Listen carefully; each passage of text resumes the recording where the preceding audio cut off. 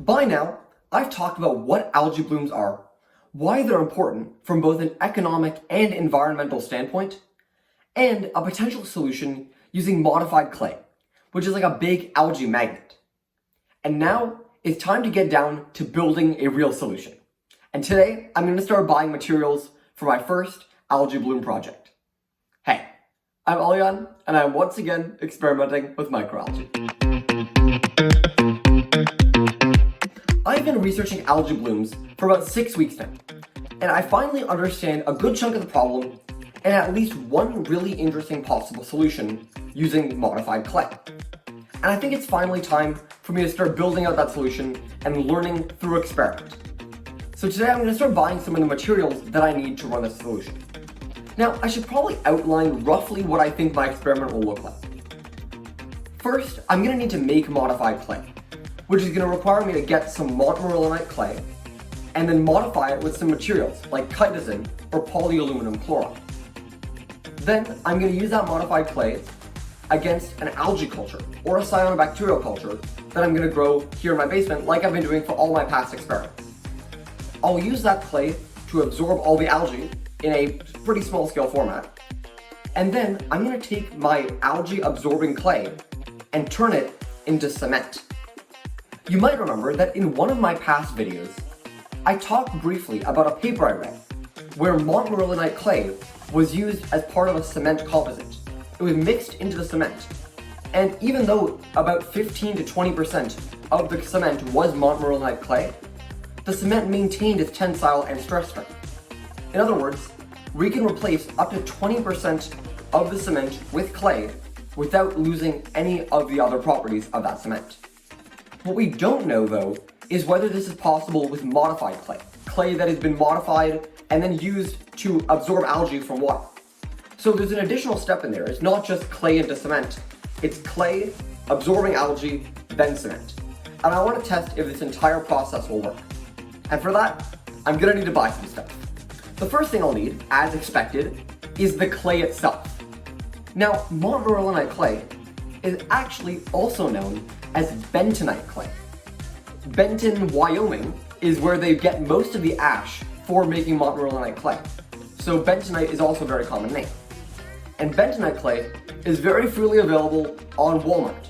I can easily get a pound of bentonite clay for about $10 to $11. The clay they have is apparently 100% pure sodium bentonite, which seems perfect for what I need to do. So I'll probably buy about a pound or two of this clay. The next thing I'm going to need is something to modify this clay with. Bentonite clay on its own can work as a way to clean up algae blooms, but it's not nearly as effective unless you modify it with something like polyaluminum chloride, which is what I'm going to buy next. Polyaluminum chloride seems to be something that's pretty easy to buy online because it's used in the wastewater treatment industry to pull harmful chemicals out of water.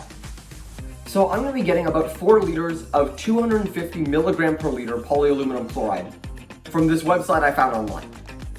But polyaluminum chloride isn't our only option for modifying clay.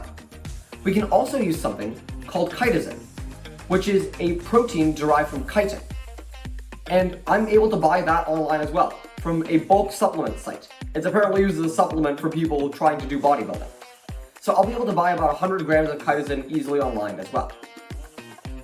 Now, the point of buying both chitosan and polyaluminum chloride is that they're both positively charged, and mixing them into the clay will make the clay positively charged, which will attract the negatively charged algae like a big magnet.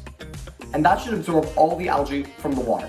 Now, the last thing I'm going to need is some cement powder. Now, I mentioned that 20% of my cement can be made of clay, but the other 80% has to be regular cement. So I'm going to go ahead and buy some cement powder I can find on Home Depot. Probably going to go actually to a Home Depot store and buy it in person. And I will be able to use that cement powder, mix it with the clay, and create hopefully a cement block that is able to withstand just as much stress as 100% cement. If that works, that'll mean that all the algae that the clay grabs will be sequestered inside the cement.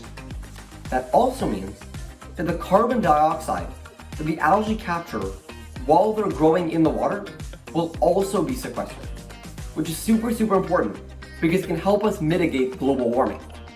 So those are the 4 main inorganic materials I'm going to need to run this experiment. Now, the other big thing I need is a culture of cyanobacteria, specifically algae bloom causing cyanobacteria. Last week I talked about the difference between algae and cyanobacteria, and it turns out that in Ontario, where I live, and on the Great Lakes, which are near me, cyanobacterial blooms are the most common. So I'm going to be getting a culture of cyanobacteria, likely from the Canadian Phycological Culture Centre at the University of Waterloo, which is where I got my algae cultures last time. So I'll have an update on how I'm getting my algae, hopefully in the next few videos. But until then, make sure to follow along as I continue to build out this experiment by following on LinkedIn or subscribing on YouTube. And as always, I'll see you in the next one.